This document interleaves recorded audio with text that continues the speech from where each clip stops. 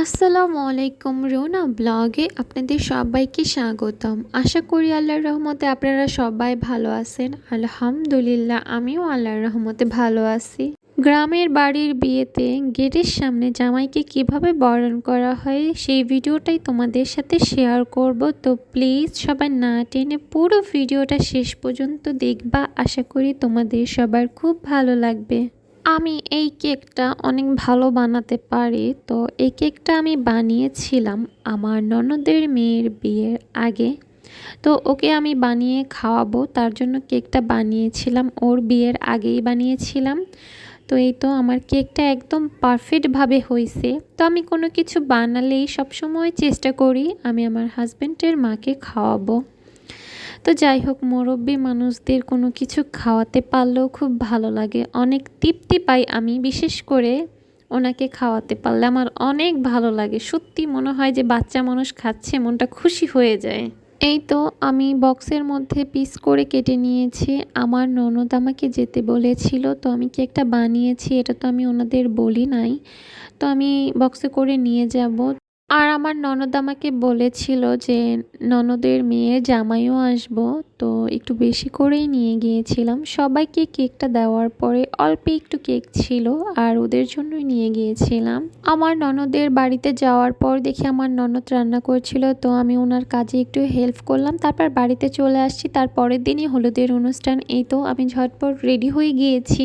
আমি তোমাদের সাথে একটা কথা আগেই বলে নিই, আমি আমার ননদের মেয়ের বিয়ের আগে আমি আমার বাবার বাড়িতে ছিলাম। তো আমার ননদের জামাই, ননদের মেয়ে আমাকে আনতে গিয়েছিল।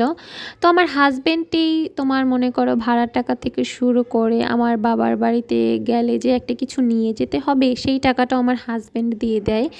এখন থেকে না, সব সময় দিয়ে দেয়, মানে কেউ গেলেই মনে করো আমার শ্বশুর বাড়ির থেকে যদি কেউ, আগে প্রচুর আমাকে আনা নেওয়া করতো, কিন্তু এখন আর কেউ আসেও না যায়ও না মনে করো। তো এই তো আমি মূলত আমার আসার ইচ্ছে ছিল না, তারপরে তোমার আমার ননদের মেয়ে সবাই গিয়েছে তাই আসছি, বিশ্বাস করবা না। মানে যাই হোক, আমার সাথে কেউ কথা বলে না, আমিও কারোর সাথে কথা বলি না। তো ননদের মেয়ে গিয়ে আনছে আমাকে, বিশ্বাস করবা না, ওর কথাতেই ওর মুখের দিকে তাকেই আমি আসছি। আমার কোনো ইচ্ছে ছিল না এই বিয়ে অ্যাটেন্ড করব। তো যাই হোক, আমি আসার পরে দেখি যে আমার ননদের মেয়ে আমাকে চিনেই না, বুঝছো, মানে ও সবাইকে নিয়ে অনেক বিজি, আমাকে এক কথায় ও আমাকে চিনতেছেই না, বুঝছো। আমার শুধু চোখ দিয়ে পানি পড়তেছিল ওর ব্যবহারে, যে আমি কেন আসলাম এই বিয়েতে, এই অনুষ্ঠানে। এক কর্নারে বসেছিলাম, ভিডিওটা দেখলে হয়তো বা তোমরা বুঝতে পারতেছো আমি কতটা দূরে থেকে ভিডিওটা করেছি। তো যাই হোক, আলহামদুলিল্লাহ আমার হাজব্যান্ডের প্রতিটা জিনিস আমি কথা রাখার চেষ্টা করি। যে আমার হাজব্যান্ড বলছে যে তুমি যাও, সমস্যা নাই, যাও, যখন যা হবে দেখা যাবে, আল্লাহ ভরসা। এই তো আমার ননদের মেয়ে তার নানার সাথে ভিডিও করতেছিল, আমি একটু ভিডিও করলাম।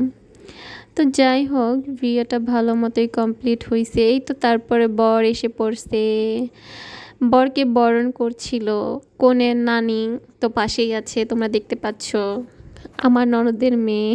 তার নানু আমার কি লাগে তোমরা তো হয়তো বা বুঝতেই পারতেছো, তো দেখে নাও সবাই ভালো করে। একটা জিনিসকে জানো, মহান আল্লাহ তাআলা আমাদের সাথে যখন যা কিছু করে আমাদের ভালোর জন্য করে, যখন যা কিছু, আলহামদুলিল্লাহ আমি মনে করো প্রতিটা মানুষ চিনা যায়, বুঝছো। বিপদ আপদ সব কিছু দিয়ে কিন্তু আল্লাহ পরীক্ষা করে, তাই না বলো সবাই। তো যাই হোক, মানে কি বলবো, কিছুই বলার নাই, দোয়া করবা সবাই আমি যেন ভালো থাকি, ঠিক আছে, এটাই বলবো। বিয়ে শাদী হবে, সব কিছুই হবে, সবাই সবার মতো ভালো থাকবে। এই তো দেখো বর আর কনে, মাশাআল্লাহ ওদের অনেক কিউট লাগছিল। দোয়া করি সবসময় ভালো থাকো, সারা জীবন একসাথে থাকো, অনেক অনেক দোয়া ওদের জন্য, সবাই মন থেকে অনেক অনেক দোয়া করবা। তো আমার বিয়ের ব্লগ ভিডিওটা তোমাদের সবার কেমন লাগলো অবশ্যই কমেন্ট করে বলবা। তো তোমরা সবাই ভালো থাকবা, আমার জন্য মন থেকে অনেক অনেক দোয়া করবা। আসসালামু আলাইকুম।